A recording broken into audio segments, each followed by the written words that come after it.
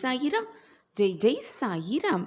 இப்பொழுது நான் உன்னோடு தான் பேசிக்கொண்டிருக்கிறேன். இது உன் செவி வந்து சேரும் நேரம். சந்தோஷங்கள் ஆரம்பமாகும் நேரம். இது உனக்கான பொன்னான நாள். இதேதான். எந்த சந்தேகமுமே வேண்டாம். இது உனக்கான வார்த்தைகளே. உன் வாழ்விற்காக உன் சாயப்பா உனக்காகவே அளிக்கும் சத்திய வார்த்தைகள். என்னுடைய பார்வை எப்பொழுதும் உன் மீதுதான் இருக்கும். இது உன் கண்ணில் பட்டிருக்கிறது என்றாலே சிறப்பான மாற்றம் உன் வாழ்வில் எனது அற்புதத்தால் நடக்கப் போகிறது என்பதை புரிந்து கொண்டு காத்திரு. உன் வாழ்க்கையில் நீ சுபிக்ஷமாக வாழப்போகிறாய். சந்தோஷங்கள் வந்து உன்னை சூழும் நேரம் உன்னை நெருங்கிவிட்டது. நான் இருக்கிறேன் எப்பொழுதுமே. சற்று பொறுமையாக இரு. உனக்கானது என்று எழுதப்பட்டது, உனக்கானது என்று தீர்மானிக்கப்பட்டது உன்னிடம் வந்து சேர்ந்தே தீரும். ஏனென்றால் அதில் உன் பெயர்தான் எழுதப்பட்டிருக்கும். அது வேறு யாரையும் சென்று அடைய சாத்தியமே இல்லை. ஏனென்றால் அதை எழுதியவன் அந்த இறைவனாக இருக்கும் பொழுது எதுவுமே மாறிவிடாது. இறைவன் எழுதியதை மாற்றும் சக்தி இது நாள் வரை எந்த மானிடனும் பெறவே இல்லை. சோதனைகளை கொடுத்த இறைவனுக்கு அதற்கான தீர்வையும் அதற்கேற்றான வெற்றியையும் கொடுப்பதற்கு ஒரு நொடி போதாதா? எனவே எப்பொழுதும் தெளிவான மனநிலையோடு இரு. கஷ்டங்கள் வருகிறது என்றால் இன்பங்கள் சூழப்போகிறது என்பதை மனதில் ஆழமாக பதிய வைத்துக்கொண்டு திடமாக இரு. உன்னுடைய முயற்சியை கைவிட்டு விடாமல் இரு. எந்த நேரத்திலும் கவனமாக இரு. எப்பொழுது வேண்டுமானாலும் எந்த நொடி வேண்டுமானாலும் உனக்கான வெற்றியை உனக்கான சந்தோஷத்தை உன் கண்முன் நான் காண்பிப்பேன். நம் வாழ்க்கையில் வேகமாக முன்னேற்றம் இல்லவே இல்லையே என்று வருத்தமே படாதே. பின்னோக்கி செல்லாமல் முன்னேறிக்கொண்டே இருக்கிறோமே என்பதை சந்தோஷமாக ஏற்றுக்கொள். வேகமாக முன்னேறும் காலம் மிக அருகில் வந்து கொண்டே இருக்கிறது. இது உனக்கான நாள்தான். இந்த நாளிலிருந்து உன் வெற்றிகள் ஆரம்பமாகும். எப்பொழுதுமே மனதில் உயர்ந்த நல்ல எண்ணங்களை வளர்த்துக்கொள். உன் எண்ணம் போல் உன் வாழ்வும் சந்தோஷமாகவே அமையும். என்னை முழுவதுமாக நம்பிவிட்டாயல்லவா? அப்படியென்றால் உன் வாழ்வில் நல்லது நடக்கப் போகிறது. நல்லது மட்டுமே சூழப்போகிறது. நல்லது மட்டுமே உன் வாழ்வில் நிரந்தரமாக இருக்கப் போகிறது என்பதுதான் நிச்சயமான உண்மை. நான் உன்னுடன் இருக்கும் பொழுது தேவையில்லாமல் பயமோ குழப்பமோ உனக்கு வேண்டவே வேண்டாம். நீ விரும்பிய வாழ்க்கையை வாழத்தான் போகிறாய். உன்னோடு நான் இருப்பதை உணர்ந்து கொள்ளும் நேரமும் உனக்கு கூடிய விரைவில் வந்துவிடும். நான் இருக்கும் வரை நீ எதற்குமே கலங்க வேண்டிய அவசியமே இல்லை. ஏனென்றால் நான் தான் உன்னோடு இருந்து கொண்டே இருக்கிறேனே. நான் உன்னுள்ளேயே இருந்து கொண்டிருக்கும் பொழுது உன் மனதில் தான் ஏன் இத்தனை பயமும் போராட்டமும்? வாழ்க்கையில் கஷ்டங்கள் வலிமையானதுதான். ஆனால் அதைவிட மிக மிக வலிமையானது நீ வாழும் வாழ்க்கை என்பதை தீர்க்கமாக நம்பு. ஆசையில்லாத முயற்சியால் பயனே இல்லை. முயற்சியில்லாத ஆசையால் பயனும் இல்லை. எனவே முயன்று கொண்டே இரு. ஓடிக்கொண்டே இரு. போராடிக்கொண்டே இரு. உனக்கான வெற்றி உன்னை வந்து சேரும். எந்த ஒரு சூழ்நிலையாக இருந்தாலும் பொறுமையாக இரு. பொறுமையாக இரு என்று நான் மீண்டும் மீண்டும் உனக்கு வலியுறுத்தி கொண்டே இருக்கிறேனே. எதற்காக தெரியுமா பிள்ளையே? எதற்குமே பயப்படாதே. அது மண்ணில் விழுந்த விதையின் குணம். அந்த குணம்தான் உன்னில் இருக்கிறது. அதனால்தான் எந்த சூழ்நிலையிலும் நீ பொறுமையை கடைப்பிடித்து கொண்டே இருக்கிறாய். அதற்காக நீ கவலைப்பட வேண்டிய அவசியமே இல்லை. பொறுமை, விட்டு கொடுத்தல் இரண்டும் மிக மிக முக்கியம் மனித வாழ்க்கையில். ஆனால் இவை இரண்டும் எல்லைகள் உண்டு. ஆனால் அன்புக்கு மட்டுமே என்றுமே எப்பொழுதுமே எல்லையே இல்லை. எனவே மற்றவர்கள் மீது அன்பு செலுத்து. உனக்கான மகிழ்ச்சி, அன்பு எல்லாமே உன்னை தேடி வரும் சர்வ நிச்சயமாக. உன்னுடைய தேவைகளையும் எதிர்பார்ப்புகளையும் எவ்வளவுக்கு எவ்வளவு நீ குறைத்துக் கொள்கிறாயோ அவ்வளவுக்கு அவ்வளவு மன நிம்மதி உனக்கு கிடைக்கும். என் அன்பு குழந்தையே, உன் வேண்டுதலுக்கு உன் அப்பா செவிசாய்த்து விட்டேன். உன் கடினமான காத்திருப்புக்கு நீ விரும்பிய பரிசு இதோ மகிழ்ச்சியாக பெற்றுக்கொள் என் கைகளிலிருந்து. குழந்தையே, நீ சக மனிதர்களிடம் எப்பொழுதுமே அன்பாக பழகு. அவர்களுக்கு கஷ்டம் வரும்பொழுது ஆறுதல் அளிக்கக்கூடிய விதத்தில் பழகு. காலத்தோடு ஒன்றி பழகு. உன்னால் யாருக்கும் சிரமம் ஏற்படாதவாறு பழகு. அதேபோல் உன்னுடைய வார்த்தையில் எப்பொழுதுமே அமைதி இருக்க வேண்டும். குழந்தையே, அனைத்துமே நானாக நீ எண்ணிக்கொண்டிருக்கையில் சதா சர்வகாலமும் சாயி சாயி சாயி என்று நீ சொல்லிக்கொண்டே இருக்கும் பொழுது உன்னை விட்டு போக எனக்கு எப்படி மனம் வரும் குழந்தையே? நீ உன்னுடைய பிரார்த்தனையை என்னிடம் வைக்கும் பொழுது உன்னுடைய வேண்டுதல்களை நிறைவேற்றாமல் இருக்க எனக்கு எப்படி மனம் வரும்? என் பிரியமான குழந்தையை என்னிடம் அன்பாக கேட்கும் பொழுது அதை முகம் மலரும் அளவிற்கு செய்து கொடுப்பதுதானே ஒரு தந்தையின் கடமை. உன்னுடைய வேண்டுதல் எனக்கு செவி சாய்த்து விட்டது, எனக்கு கேட்டு விட்டது. அந்த வேண்டுதலை நிறைவேற்றவே உன் சாயப்பா ஆசையோடு காத்து கொண்டிருக்கிறேன். வா குழந்தையே, வந்து வேண்டிய வரத்தை என் கைகளிலிருந்து மகிழ்ச்சியாக பெற்றுக்கொள். இனி உன் வாழ்க்கையில் எல்லாம் சுகமாக மாறப்போகிறது. நீ கேட்டது எல்லாம் உனக்கு கிடைக்கப் போகிறது. நினைத்தது எல்லாம் நடக்கப் போகிறது. நீ என்னிடம் பிரார்த்தனையாக வைத்தது அனைத்தும் உனக்கு நிறைவேறப் போகிறது. உனக்கு அனைத்தையும் அள்ளி அள்ளி கொடுக்கவே உன் சாயப்பா காத்து கொண்டிருக்கிறேன். உன் வருகைக்காக. உன் சாயப்பாவை நம்பி ஏமாந்தவர்கள் என்ற பேச்சிற்கே இடம் கிடையவே கிடையாது. என்னை நம்பியவர்களை நான் எப்பொழுதும் வீணாக்கினதே இல்லை அவர்கள் நம்பிக்கையை. நான் எப்பொழுதுமே உன்னுடன் தான் இருக்கிறேன் என் குழந்தையே.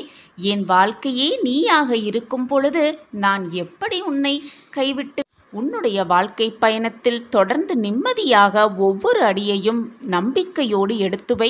உனக்கு துணையாக எப்பொழுதுமே உன் அப்பா உன் அருகிலேயே இருப்பேன். நீ தவறான பாதையில் சென்றால் உன்னை தாங்கி பிடிக்கும் அனைத்துமாக உன் அப்பா உன் அருகிலேயே இருக்கும் பொழுது வீணாக எதற்குமே பயப்படாதே, கலங்காதே, கண்ணீரை வீணடிக்காதே. உன் கடினமான காத்திருப்புக்கும் பொறுமைக்கும் நீ விரும்பிய பரிசை மகிழ்ச்சியாக வந்து உன் சாயப்பாவிடம் வந்து வேண்டிய வரத்தை அள்ளி அள்ளி பெற்றுக்கொள். எனவே இனி கவலையே வேண்டாம். நான் கொடுப்பதெல்லாம் நன்மைக்கே நினைத்து நான் கொடுப்பதை, உன் அப்பா கொடுப்பதை பக்தி சிரத்தையோடு நம்பிக்கையோடு மகிழ்ச்சியோடு அதை வாங்கிக் கொள்ள வேண்டும்.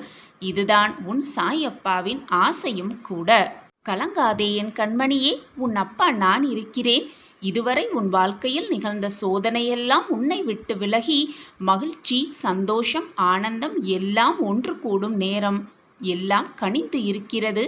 இந்த நேரத்தில் வீணாக உன் மனதை போட்டு குழப்பிக் கொள்ளாதே. உன்னுடைய வேண்டுதல் என் காதுகளுக்கு எட்டிவிட்டது. உன் கண்ணீர் என் பாதத்தை நினைத்து விட்டது.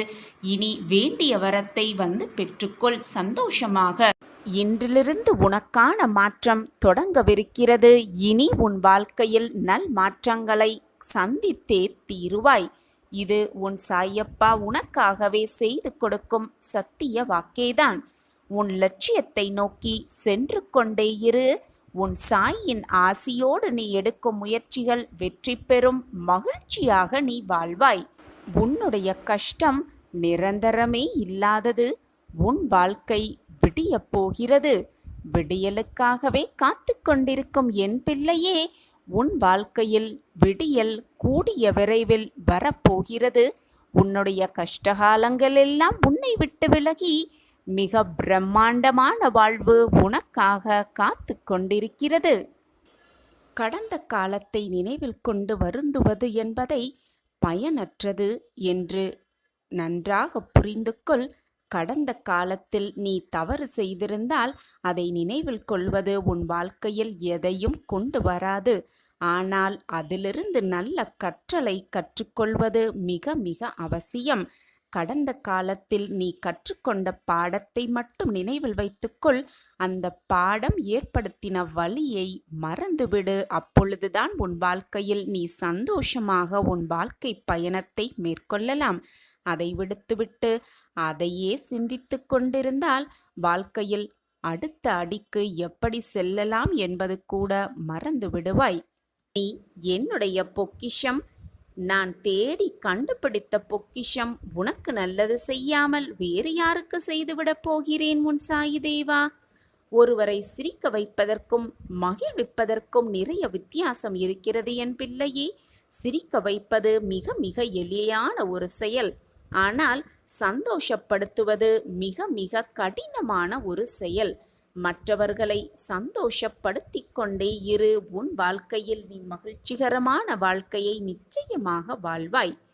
செயலை செய்வதற்கு மட்டுமே உனக்கு அதிகாரம் இருக்கிறது என் பிள்ளையே. பலனில் ஒருபோதும் உனக்கு அதிகாரமே இல்லை. பலன் என்பது இல்லவே இல்லை என்பதை நினைத்து கொண்டு நீ செயலை செய்து கொண்டே இரு. பலனின் மீது ஆசை கூட வைத்து விடாதே. செயல் செய்வதில் நம்பிக்கையின்மையும் இல்லாமல் பார்த்துக்கொள். நம்பிக்கையோடு நீ செய்யும் செயலை செய்து கொண்டே இரு. உனக்கானது நிச்சயமாக உன்னை வந்து சேரும். உனக்கு என்று எழுதப்பட்டது நிச்சயமாக உனக்குத்தான். யார் தடுத்தாலும் அதை உன்னிடம் இருந்து பறிக்கும் உரிமையை நான் அவர்களுக்கு கொடுக்கவே மாட்டேன். யாராவது உன்னை ஒதுக்கி வைத்தால் கவலையே படாதே. கவலை எதற்கு உனக்கு? யார் உன்னை எந்த தூரத்தில் வைக்கிறார்களோ அந்த தூரத்தில் வாழ கற்றுக்கொள். அதனால் ஒரு நஷ்டமும் இல்லை உனக்கு. உன்னை ஒதுக்கி வைத்தவர்களுக்குத்தான் நஷ்டம் என்று தீர்க்கமாக சிந்தனையோடு இரு. உன்னோடு நான் எப்பொழுதும் இருந்து கொண்டுதானே இருக்கிறேன். பின் ஏன் உன் மனதில்தான் இத்தனை கவலை? நீ எதிர்பார்க்கும் பாசம் ஓரிடத்தில் தடைப்பட்டால் அதனால் ஏற்படும் வலி அதிகமாகத்தான் இருக்கும். ஆனால் அதை நீ உன்னை பக்குவப்படுத்ததான் பயன்படுத்தி கொள்ள வேண்டுமே தவிர மனதை ரணப்படுத்தி கொள்ள பயன்படுத்தி கொள்ளவே கூடாது. அதை செய்வது கொஞ்சம் கடினம்தான். ஆனால் அதுதான் நிரந்தர தீர்வாகவே இருக்கும். எனவே தீர்க்கமான மனநிலையோடு இரு. எதை செய்தாலும் தீர்க்கமான சிந்தனை செய்துவிட்டு செய்ய துவங்கு. அப்பொழுது நீ நினைப்பதற்கு மேலாக உன் வாழ்க்கையில் எல்லாம் ஒரு நாள் நிச்சயமாக மாறும். எது வந்தாலும் அப்படியே ஏற்றுக்கொள்ள பழகிக்கொள். முடியவில்லை என்றால் அப்படியே கடந்து போக பழகிக்கொள். காலங்கள் மாறினாலும் காட்சிகள் மாறினாலும் நான் கண்ட நோக்கத்தையும் நான் எதிர்கொண்ட வைராக்கியத்தையும் எப்பொழுதும் மீறமாட்டேன் என்ற நம்பிக்கை உன் மனதில் இருந்தால் போதும். நீ நினைப்பது எல்லாமே உனக்கு சாத்தியமாகும். எந்த காலத்தில் உன்னுடைய புத்தியானது தேவையில்லாததை சிந்திக்கிறதோ அப்பொழுது உன் வாழ்வில் நீ வெற்றியடைவதற்கான சாத்தியக்கூறுகள் மிக மிக குறைந்து கொண்டிருக்கிறது என்றுதான் அர்த்தம். எதையுமே பேசுவதற்கு முன்பு கவனமாக பேச பழகு. பேசிய பின் வருந்துவதால் எந்த ஒரு பலனுமே இல்லை. பேசுவதற்கு முன் 1000 முறை சிந்தனை செய்து பார். அப்பொழுதுதான் மற்றவர்களுக்கு எந்த கஷ்டமும் விளையாதபடி உன்னால் வாழ்க்கையை நகர்த்தி செல்ல முடியும். விவாதங்கள், மோதல்கள், பிரச்சனைகள், கஷ்டங்கள், போராட்டங்கள் எதையுமே கண்டு நீ பயப்பட வேண்டிய அவசியமே இல்லை. வானமே இடிந்தாலும் அதிலிருந்து புதிய உலகம் பிறக்கத்தான் செய்யும். வாழ்க்கை இப்படித்தான். அந்த வாழ்க்கையை வாழ்ந்துதான் காட்ட வேண்டும். கஷ்டமாக இருக்கிறதே என்று உன் வாழ்க்கையை நீ அப்படியே விட்டுவிட முடியுமா என்ன? நிச்சயமாக நீதான் வாழ்ந்தாக வேண்டும். உன் வாழ்க்கை உனக்குத்தான். என் பிரச்சனைகளை என் உதடுகள் அறிவதே இல்லை. அவை என்றும் சிரித்து கொண்டேதான் இருக்கும் என்று நம்பிக்கையோடு இரு. எப்பொழுதுமே உன் மனதில் ஒரு புன்னகையை வளர்த்து கொண்டே இரு. நீ நம்பவே முடியாத அதிசயங்களும் அற்புதங்களும் உன் வாழ்வில் நடக்கும். நீ எதிர்பாராத நேரத்தில் உன் வாழ்வில் அது நிச்சயமாக நடக்கும். ஆசைப்படுவதை மறந்துவிடு. ஆனால் எதை நினைத்து ஆசைப்பட்டாயோ அதை எப்பொழுதும் மறந்து விடாதே. மறந்தும் கூட மறந்து விடாதே. அப்பொழுதுதான் நீ ஆசைப்பட்டதை நிறைவேறுவதற்கான அத்தனை வழிகளும் உன் கண்களுக்கு தென்படும்.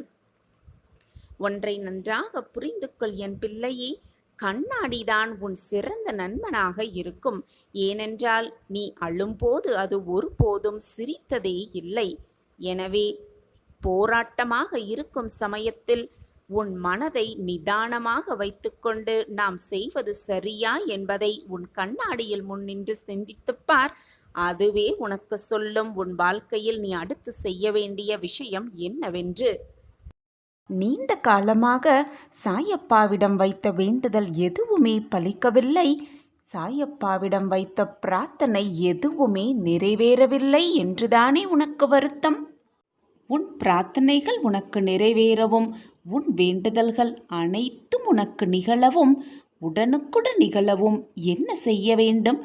என்ன செய்தால் உன் சாயப்பாவையும் முழுமையாக உன்னால் காண முடியும், ஆத்மார்த்தமாக சாயப்பாவை தரிசிக்க முடியும் என்பதை நான் சொல்லத்தான் வந்திருக்கிறேன்.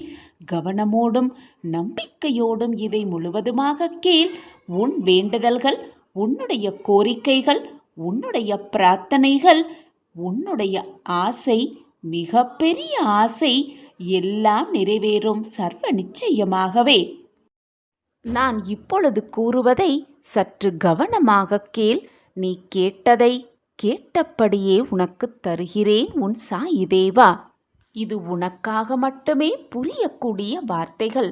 அதனால்தான் பிள்ளையே, நான் இதை உன்னிடம் சேர்க்கவே வந்துள்ளேன்.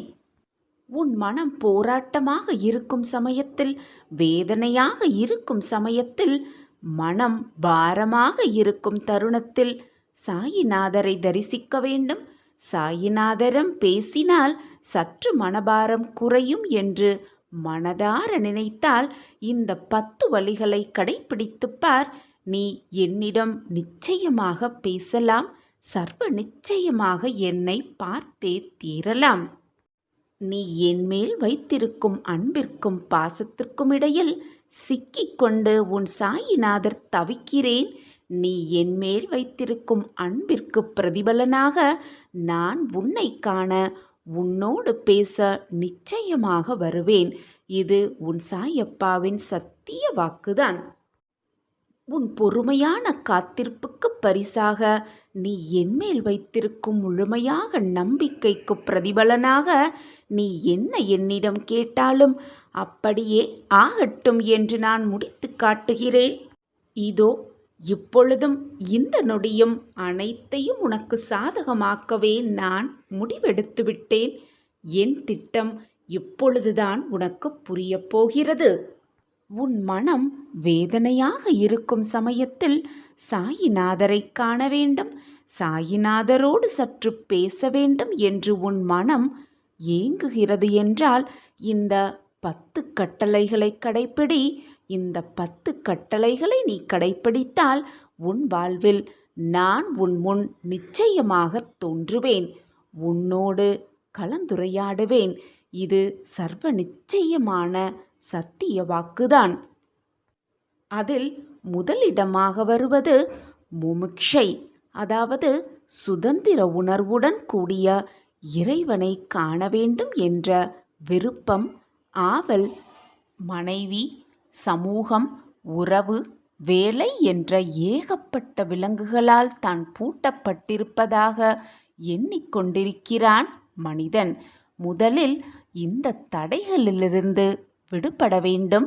தான் தடைகளாக நினைத்து கொண்டிருப்பவையெல்லாம் தடைகளே அல்ல என்பதை புரிந்து கொண்டு பாபாவை கண்டே ஆக வேண்டும் என்ற லட்சியத்தை மனதில் மேற்கொள்ள வேண்டும். அந்த லட்சியம் இருந்தாலே நிச்சயமாக பாபாவை காண முடியும், பாபாவோடு பேச முடியும். 2வது கட்டளை விரக்தி. இந்த உலகப் பொருட்கள், புகழ், கௌரவம், ஆதாயம் ஆகியவற்றின் மீது இருக்கும் பற்றை முதலில் விலக்கிக் கொள்ள வேண்டும். இவை கூடவே கூடாது என்ற பொருள் அல்ல. பணம், புகழ், கௌரவம், ஆதாயம் ஆகியவற்றை குறிக்கோளாக கொண்டு அவற்றுக்காகவே உழைக்கக்கூடாது, அதுதான் வாழ்க்கை என்று நினைக்கவே கூடாது. அப்படியிருந்தால் பாபாவை காண முடியும், அவரோடு நிச்சயமாக பேசலாம். மூன்றாவது அந்தர்முகதா, உள்முக சிந்தனை. மனிதன் வெளியில் நடப்பவற்றை எப்பொழுதும் பார்த்து கொண்டுதான் இருக்கிறான். அதை விடுத்து உட்புறமாக பார்க்க வேண்டும். அதாவது பாபாவை சிறிது நேரமாவது தியானம் செய்ய வேண்டும், அல்லது மனதை ஒருமுகமாக நிலை கொள்ள வேண்டும். இப்படி இருந்தால், அந்தர்முகத்தோடு இருந்தால் பாபாவை நிச்சயமாக காண முடியும், அவரோடு பேசவும் முடியும். நான்காவது தீவினைகள் கசடர கழிப்படுதல்.